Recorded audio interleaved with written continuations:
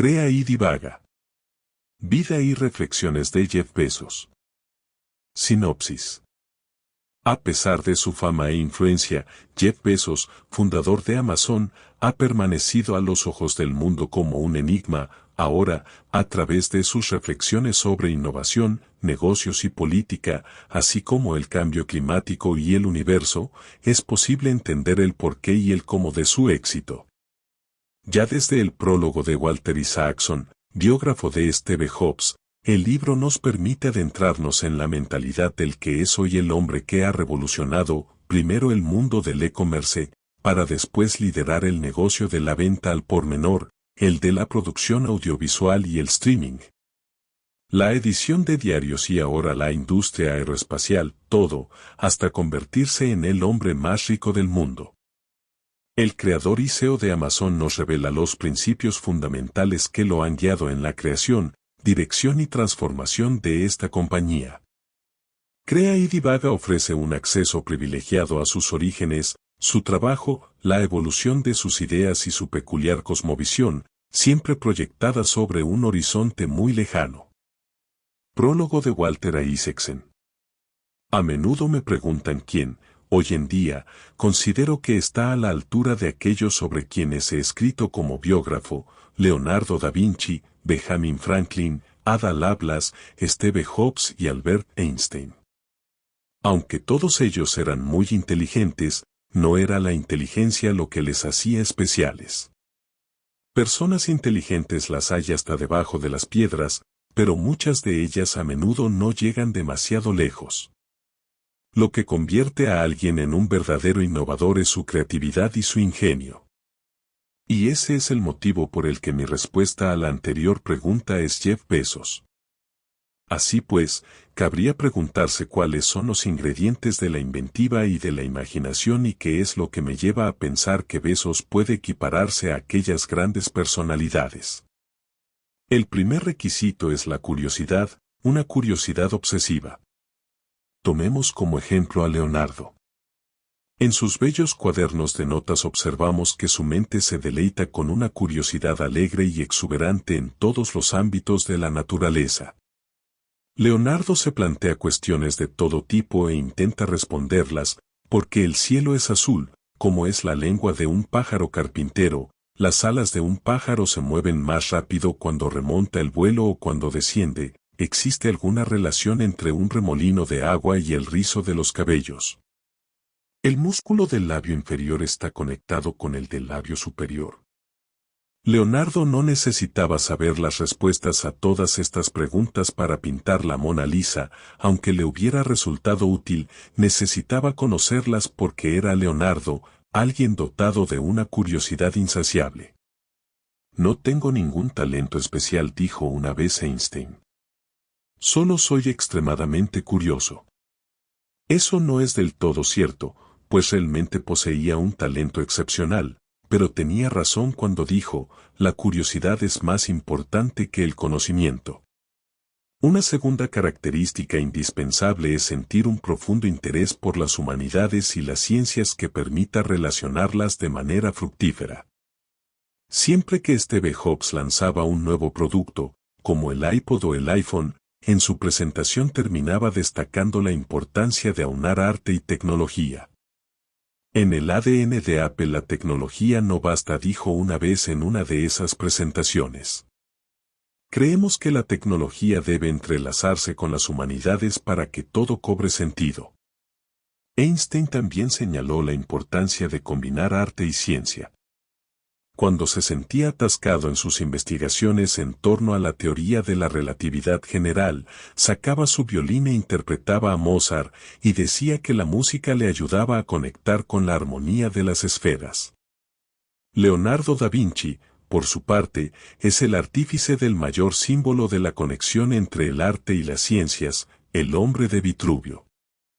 Su dibujo de un hombre desnudo inscrito en un círculo y un cuadrado escenifica un triunfo de la anatomía, de las matemáticas, de la belleza y de la espiritualidad. De hecho, dicho interés ayuda a despertar la fascinación por todas las disciplinas del saber. Leonardo da Vinci y Benjamin Franklin quisieron atesorar todo el conocimiento posible sobre todos los pilares de la ciencia. Estudiaron anatomía, botánica, música, arte, fabricación de armamento e ingeniería hidráulica, entre otras disciplinas relacionadas. Las personas que aman todos los campos del conocimiento son quienes mejor pueden comprender los patrones que rigen el comportamiento de la naturaleza. Tanto Franklin como Leonardo estaban fascinados por los torbellinos y los remolinos de agua. Esta fascinación ayudó a Franklin a entender cómo ascienden las tormentas por la costa y a representar gráficamente la corriente del Golfo, mientras que a Leonardo le ayudó a comprender cómo funcionan las válvulas del corazón y a pintar tanto el agua remolinada alrededor de los tobillos de Jesús en el bautismo de Cristo como los rizos de la Mona Lisa. Otra particularidad de las personas verdaderamente innovadoras y creativas es que disponen de un campo de distorsión de la realidad, expresión que se ha empleado en referencia a Steve Jobs y que proviene de un episodio de Star Trek en el que aparecen unos alienígenas que son capaces de crear un mundo nuevo a través del extraordinario poder de su mente. Cuando sus compañeros se quejaban de que una de sus ideas era imposible de ejecutar, Jobs empleaba un truco que había aprendido de un gurú en la India. Los miraba fijamente sin parpadear y les decía, no temáis. Podéis hacerlo. Solía funcionarle. Volvía locos a todos, los desconcertaba, pero conseguía que hicieran cosas que no creían que fueran capaces de lograr. La capacidad de pensar diferente, como afirmaba Jobs en una serie de anuncios de Apple, también está relacionada con el punto anterior. A principios del siglo XX, la comunidad científica trataba de averiguar por qué la velocidad de la luz se mantenía aparentemente constante independientemente de la rapidez con que el observador se acercase a la fuente o se alejase de ella. Por aquel entonces, Albert Einstein trabajaba en Suiza como examinador de patentes de tercera clase y estudiaba dispositivos que enviaban señales entre diferentes relojes para sincronizarlos. Einstein planteó una idea original tras observar que las personas que se encontraban en diferentes estados de movimiento tenían diferentes percepciones acerca de la sincronización de los relojes. Basándose en sus apreciaciones, teorizó que la velocidad de la luz en el vacío era siempre constante puesto que el propio tiempo es relativo dependiendo del estado de movimiento de cada uno. Sin embargo, el resto de la comunidad científica tardó años en comprender que la teoría de la relatividad era acertada. Un último rasgo que comparten todos mis personajes es que nunca perdieron la capacidad que tienen los niños para maravillarse por todo. En un momento determinado de nuestra vida muchos de nosotros dejamos de sorprendernos ante los fenómenos cotidianos. A menudo, cansados de escuchar siempre la misma cantinela, padres y profesores reiteran a los niños que dejen de hacer tantas preguntas. A partir de entonces, aunque podamos apreciar la belleza del cielo azul, ya no volvemos a preguntarnos por qué es de ese color. En cambio, Leonardo y Einstein nunca dejaron de hacerse preguntas. Einstein escribió a un amigo, tú y yo nunca dejamos de asombrarnos como niños inquietos ante los grandes misterios del mundo que nos rodea. Como adultos, deberíamos tratar de mantener esa fascinación por todo aquello que escapa a nuestro conocimiento e impedir que nuestros hijos la pierdan. Jeff Bezos encarna todas estas cualidades. Nunca ha dejado de maravillarse como un niño y mantiene una curiosidad desbordante, juvenil y alegre por casi todo. La literatura no solo inspiró el origen de Amazon en el sector de la venta de libros, sino que además es una de sus pasiones. De niño, durante el verano, Bezos leía docenas de novelas de ciencia ficción en la biblioteca local y en la actualidad organiza un retiro anual para escritores y cineastas. Asimismo, Amazon despertó en él un profundo interés intelectual por la robótica y la inteligencia artificial. En este sentido, Bezos organiza otro encuentro anual que reúne a expertos en ámbitos tan dispares como el aprendizaje automático, la automatización, la robótica y las ciencias espaciales. Jeff colecciona artefactos históricos relacionados con grandes momentos de la ciencia, la exploración y los descubrimientos. Su capacidad para conjugar su amor por las humanidades con su pasión por la tecnología agudiza su instinto para los negocios. Esa tríada, humanidades, tecnología y negocios, es lo que le convierte en uno de los innovadores más exitosos e influyentes de nuestra era. Igual que Steve Jobs, Bezos ha transformado múltiples sectores. Amazon, el mayor minorista online del mundo, ha cambiado nuestra forma de comprar y nuestras expectativas respecto a los envíos y las entregas. Más de la mitad de las familias estadounidenses están suscritas a Amazon Prime, y en 2018 Amazon entregó 10.000 millones de paquetes, 2.000 millones más que el número de habitantes del planeta. Amazon Web Services, AWS, proporciona servicios y aplicaciones de computación en la nube que permiten a startups y otras empresas crear nuevos productos y servicios fácilmente, de la misma forma que iPhone App Store abrió vías totalmente nuevas para los negocios. Hecho ha creado un nuevo mercado para los altavoces domésticos inteligentes y Amazon Studios está produciendo películas y programas televisivos de gran éxito. Amazon también se está preparando para transformar el sector sanitario y farmacéutico. En un primer momento su compra de la cadena Whole Foods Market causó cierto desconcierto, hasta que resultó evidente que la jugada reflejaba de forma brillante las características del nuevo modelo de negocio planteado por Bezos, que pretende compaginar la venta minorista, los pedidos online y las entregas extremadamente rápidas con los establecimientos físicos. Bezos también ha creado una empresa en el sector aeroespacial cuya meta a largo plazo es trasladar la industria pesada al espacio. Asimismo, es el propietario del Washington Post. Obviamente, Bezos también presenta algunas de las cualidades exasperantes que caracterizaron a Steve Jobs y a otros de su talla. A pesar de su fama e influencia, de alguna forma continúa siendo, más allá de su risa estruendosa, una personalidad enigmática. No obstante, a través de su biografía y de sus escritos podemos hacernos una idea bastante fidedigna sobre él. Chaqueta que su madre le había cosido con andrajos que encontró por casa. Tras casarse con Jackie, adoptó a su alegre hijo, que tomó su apellido y desde entonces siempre le consideró su verdadero padre. En julio de 1969, con 5 años, Jeff vio por televisión a Neil Armstrong caminando sobre la Luna en lo que fue la culminación de la misión Apolo 11. Fue un momento trascendental. Recuerdo estar viéndolo desde nuestra televisión del comedor y el entusiasmo de mis padres y mis abuelos, dice. Los niños pequeños pueden contagiarse de ese estado de ánimo. Cuando sucede algo extraordinario, son capaces de percibirlo. Ese día el espacio se convirtió en una de mis grandes pasiones. Entre otras cosas, ese entusiasmo lo convirtió en uno de esos fans incondicionales de Star Trek que se saben todos los episodios de memoria.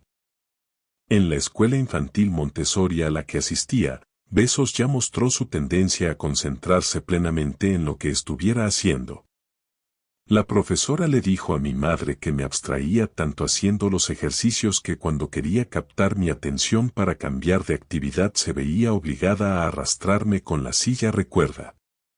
Si preguntáis a la gente que trabaja conmigo, probablemente os dirán que hoy me sigue pasando lo mismo.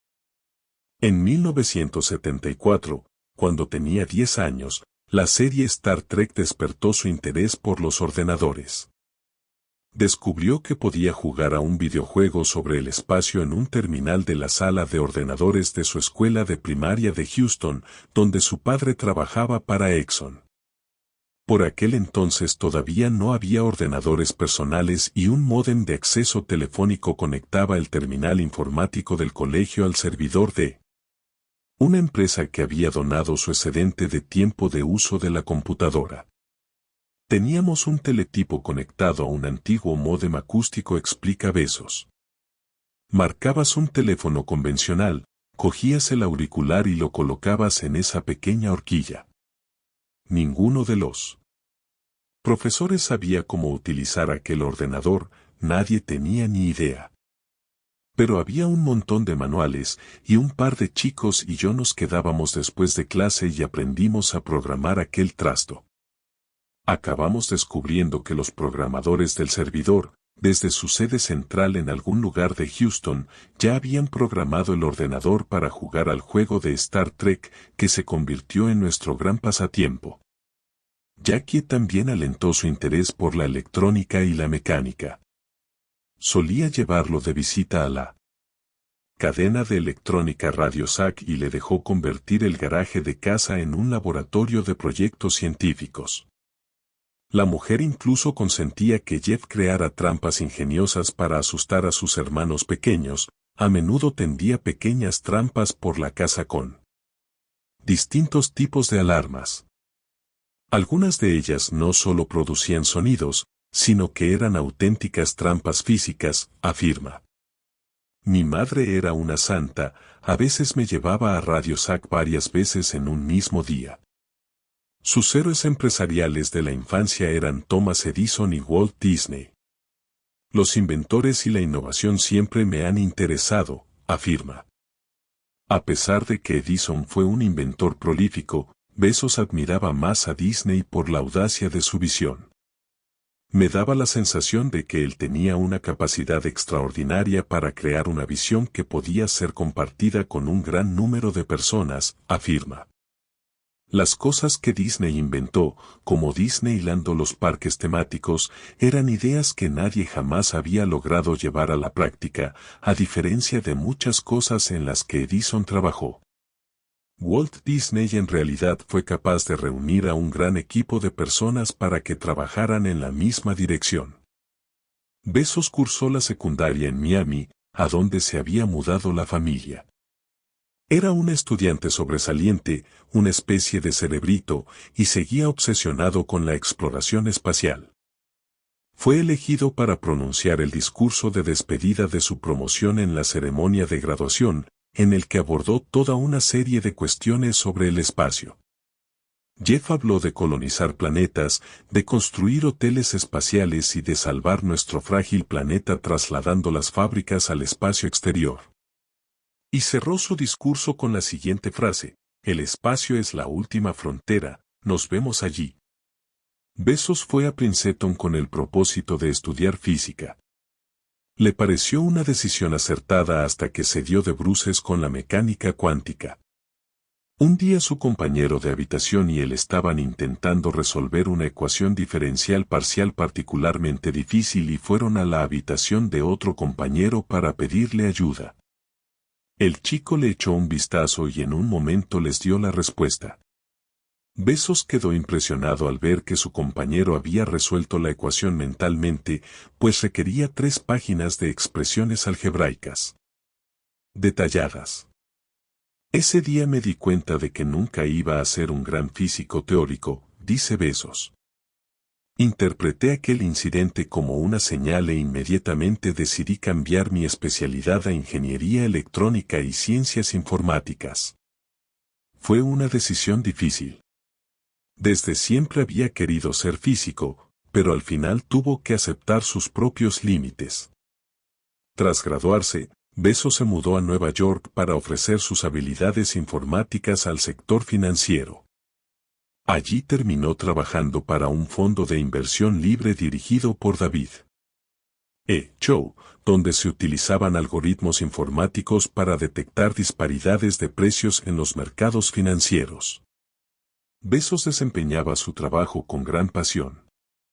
Anticipando la disciplina laboral que posteriormente trataría de inculcar en Amazon, tenía un saco de dormir en la oficina para los días en que se quedaba trabajando hasta altas horas de la noche. En 1994, mientras trabajaba en el sector financiero, Bezos se enteró de que, según las estadísticas, la red informática mundial estaba creciendo a un ritmo anual de más del 2.300%. Entonces decidió que quería subirse a ese tren y se le ocurrió abrir una tienda minorista online, una especie de catálogo Sears de la era digital. Sabiendo que lo más prudente era comenzar con un único producto, apostó por los libros, en parte porque le gustaban y también porque no eran perecederos y podía comprarlos a dos grandes distribuidores mayoristas. Además, existían más de 3 millones de títulos en papel, muchos más de los que una tienda física podía llegar a tener expuestos. Cuando le dijo a David Chow que quería dejar el fondo para hacer realidad su idea, Chow se lo llevó a pasear por Central Park durante un par de horas. Jeff, es una idea muy buena, pero le encajaría mejor a alguien que no tuviera un buen trabajo. Chow convenció a Bezos para que reflexionara unos días antes de tomar una decisión. Luego Bezos lo consultó con su esposa, Mackenzie, a quien había conocido en el fondo en el que ambos trabajaban y con quien llevaba casado un año. Ya sabes que puedes contar conmigo al 100% para lo que quieras, le dijo. Para tomar la decisión, Bezos llevó a cabo un ejercicio mental que acabaría siendo parte de su procedimiento para calcular los riesgos. Lo llamó marco de minimización del arrepentimiento. Consistía en pensar en cómo se sentiría cuando tuviera 80 años y recordara la decisión que había tomado. Quiero minimizar el número de veces que haya tenido que arrepentirme de algo, explica. Supe que a los 80 años no me arrepentiría de haber intentado participar en esta cosa que llaman Internet y que intuía que iba a ser algo grande. Aunque fracasara, era consciente de que no me arrepentiría de mi decisión. En cambio, lo que sí lamentaría era no haberlo intentado nunca. Eso era precisamente lo que me atormentaría toda la vida.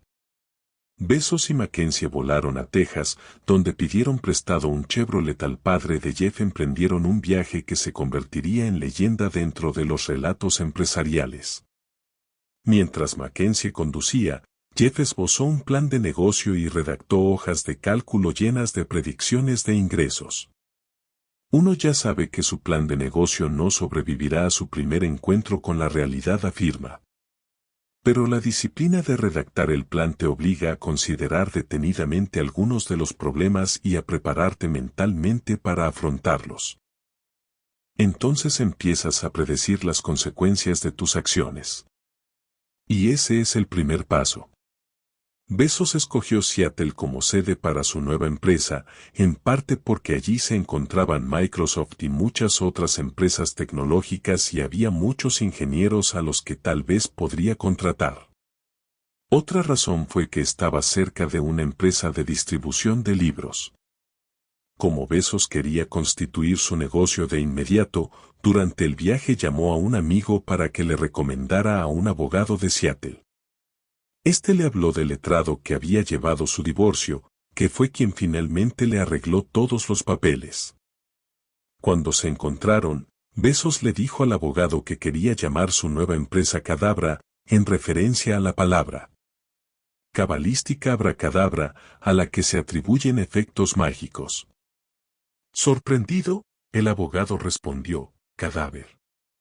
Bezos soltó su característica risa explosiva y se dio cuenta de que necesitaba encontrar un nombre más apropiado. Finalmente decidió que el nombre de la que esperaba fuera la mayor tienda del mundo sería el del río más largo de la Tierra. Cuando llamó a su padre para explicarle lo que estaba haciendo, Mike Bezos le preguntó, ¿qué es Internet? O al menos eso es lo que cuentan los relatos románticos sobre Jeff.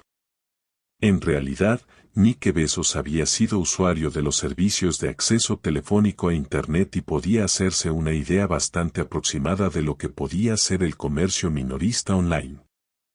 Aun sabiendo, tanto él como Jackie, que era precipitado dejar un trabajo en el sector financiero tan bien remunerado como el de Jeff por esa aventura, sacaron buena parte de sus ahorros vitalicios, primero $100,000, luego más, y accedieron a invertir.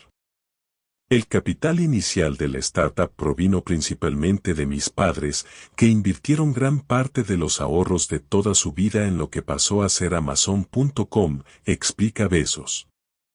Para ellos fue una apuesta muy arriesgada y depositaron en mí toda su confianza. Mike Bezos admitió que jamás entendió ni el concepto ni el plan de negocio. Estaba apostando por su hijo, como había hecho mi madre, dice Jeff. Les dije que estimaba que había un 70% de posibilidades de que perdieran toda su inversión. En realidad, me estaba concediendo a mí mismo el triple de posibilidades de éxito, ya que solo alrededor del 10% de las empresas de nueva creación consiguen salir adelante. Y allí estaba yo, con un 30% de posibilidades. Su madre, Jackie, dijo más tarde, no invertimos en Amazon, invertimos en Jeff. Finalmente pusieron más dinero, terminaron poseyendo el 6% de la empresa y utilizaron su riqueza para convertirse en dos filántropos muy activos y creativos dedicados a brindar oportunidades de aprendizaje a todos los niños durante la temprana infancia. Otros ni siquiera entendieron la idea.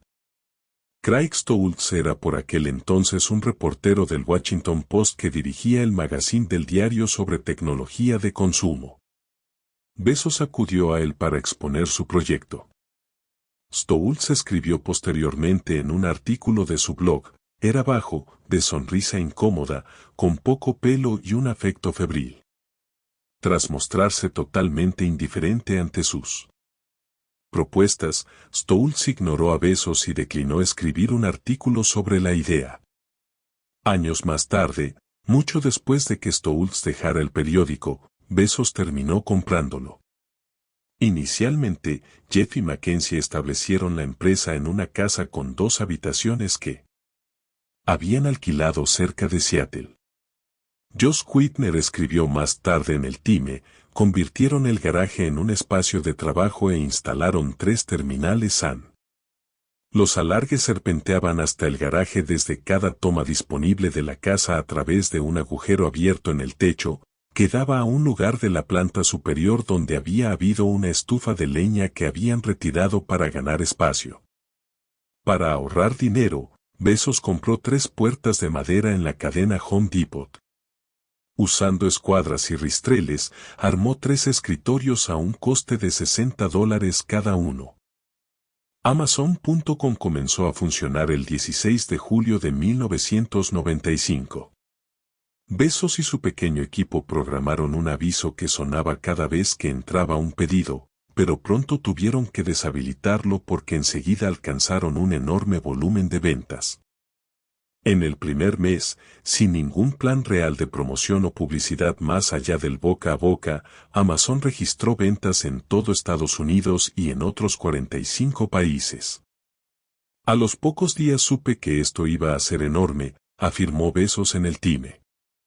Era obvio que estábamos construyendo algo mucho más grande de lo que jamás hubiéramos podido llegar a imaginar.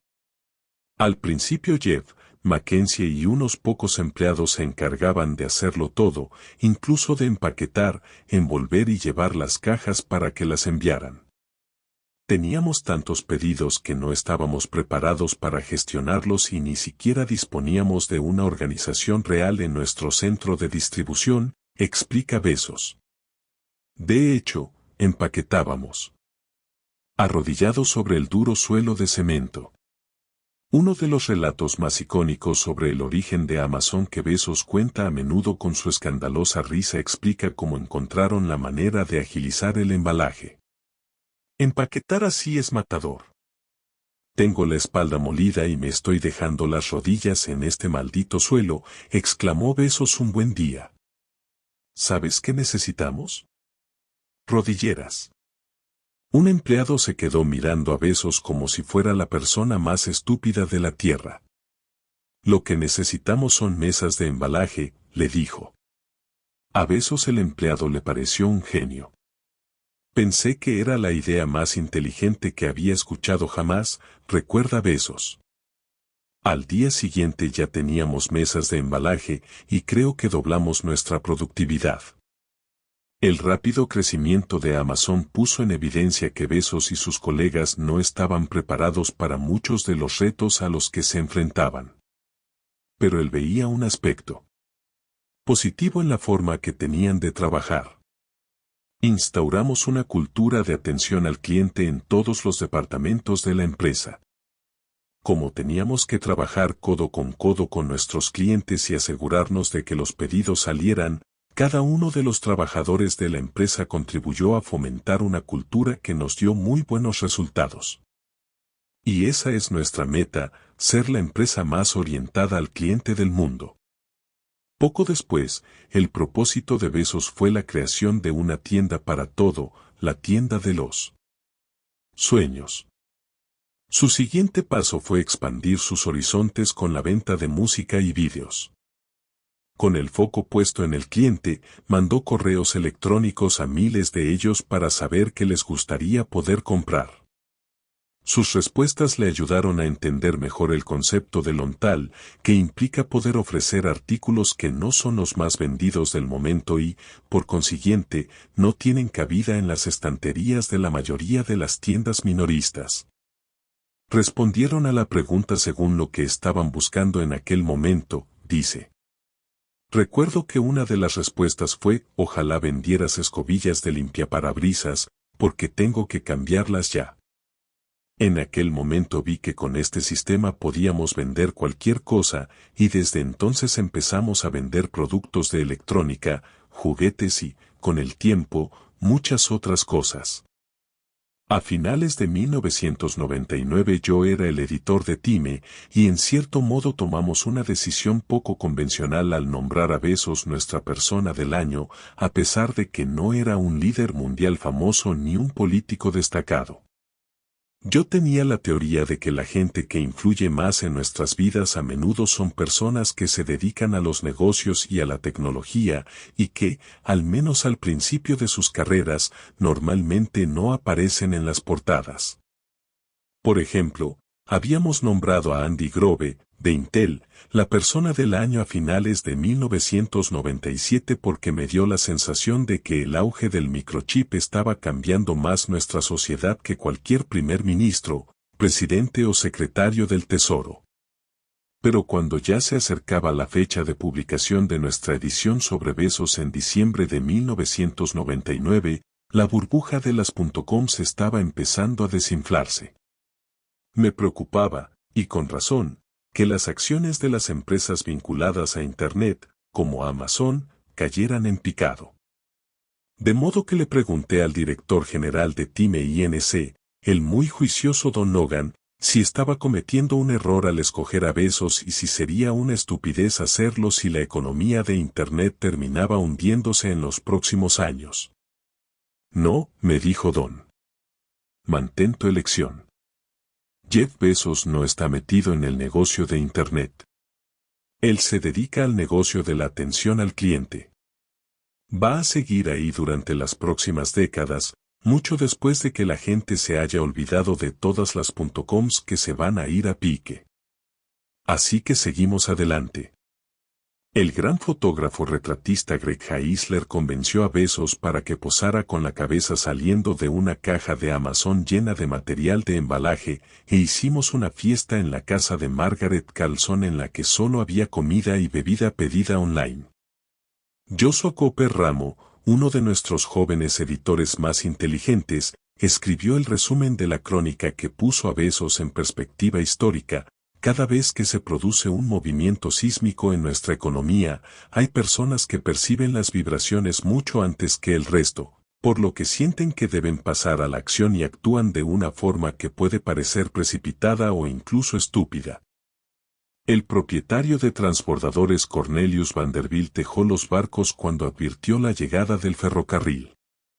Thomas Watson Jr., abrumado por la sensación de que los ordenadores serían omnipresentes incluso cuando no los había en ningún sitio, apostó por ellos para renovar el equipamiento de la oficina de su padre después de que éste le legara el IBM. Jeffrey Preston Bezos experimentó lo mismo cuando entró en contacto por primera vez con el laberinto de ordenadores conectados a una red informática mundial, la World Wide Web, y enseguida se dio cuenta de que estaba contemplando el futuro de la venta al por menor. La visión de Bezos del universo de la venta al detalle por Internet era tan completa y su página web Amazon.com tan elegante y atractiva que pasó a ser desde el primer día el punto de referencia de todo aquel que tuviera algo que vender online. Y resulta que todos tenemos algo que vender. En efecto, Amazon sufrió un duro golpe a causa del crack de la burbuja de Internet. Sus acciones cotizaban a $106 en diciembre de 1999, cuando salió la publicación de nuestra persona del año. Al cabo de un mes, bajaron un 40%. En 2 años su valor había caído a $6 la acción. La prensa y los analistas bursátiles la ridiculizaron, apodando a la empresa Amazon Toast y Amazon Bomb. Bezos empezó la carta anual a los accionistas, escrita después del derrumbe, con una interjección, ouch. Pero Don Logan tenía razón. Amazon y Bezos eran capaces de sobrevivir a la quiebra. Cuando vi que las acciones cayeron de 113 a 6, también visualicé todos nuestros indicadores comerciales internos, número de clientes, beneficio por unidad, señala. Cada pequeña cosa relacionada con el negocio estaba mejorando y lo hacía con rapidez. Es un negocio de costes fijos. Por lo tanto, lo que podía ver es que, según los indicadores internos, a partir de cierto volumen de negocio cubriríamos nuestros costes fijos y la empresa sería rentable. Bezos triunfó manteniendo su atención en los beneficios anteriores y a largo plazo para crecer, y siendo implacable y a veces despiadado con sus competidores e incluso con sus propios colegas. En una ocasión, durante el desplome de las .coms, compareció, junto con otros emprendedores de Internet, en un programa especial del noticiario NBC Nightly News con Tom Brokaw. Señor Bezos, ¿puede tan siquiera deletrear la palabra beneficio?, le preguntó Brokaw, que enfatizó el hecho de que, a medida que crecía, Amazon iba desangrándose a nivel financiero. Por supuesto, respondió Bezos, Visionario. En 2019, las acciones de Amazon cotizaban a $2.000 y la empresa obtenía $233.000 millones en ingresos y disponía de una plantilla de 647.000 empleados en todo el